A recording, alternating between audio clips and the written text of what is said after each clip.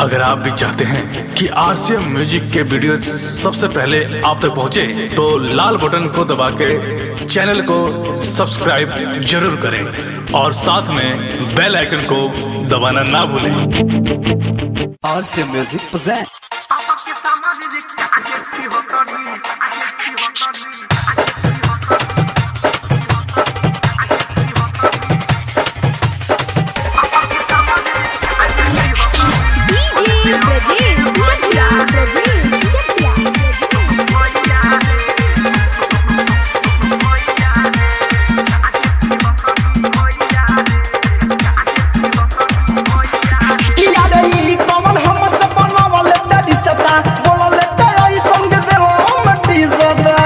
छोड़ी रे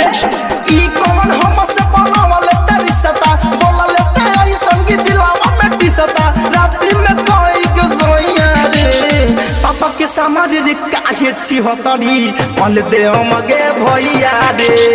पापा के सामने रे काहे छी हतरी पल दे मगे भैया रे अरे गोट तू दे माजी माजी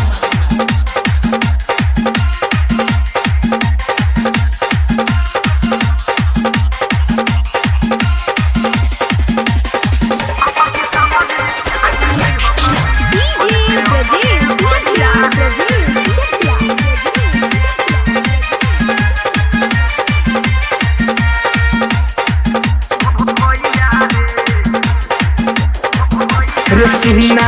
महाजा हमारा साथ तली होले ऊंची लहरी के भीतरी रे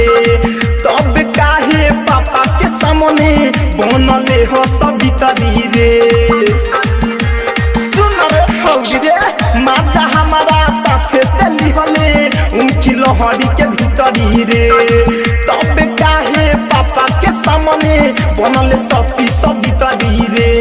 ऐसा तू हमके जखमी बनवले ऐसा तू हमके जखमी बनवले मिली न कवनो दवाइया रे पापा के सामने काहे छी हतरी कहले हमके भैया रे पापा के सामने काहे छी हतरी कहले तू हमके भैया रे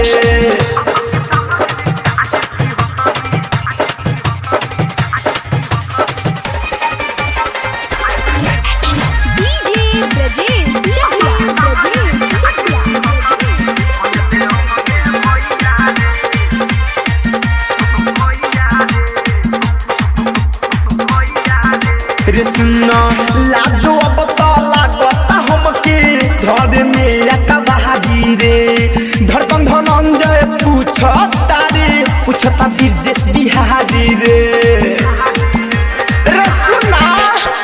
लाजो अब तो लागता हमके घर में एक बहादी रे धड़कन धनंजय पूछे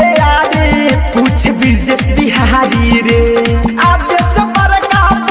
छिहत्तरो आज सफर का बनम छिहत्तरो दारू गद पिया भैया रे पापा के सामने रे काहे छिहत्तरी कहले हमके भैया रे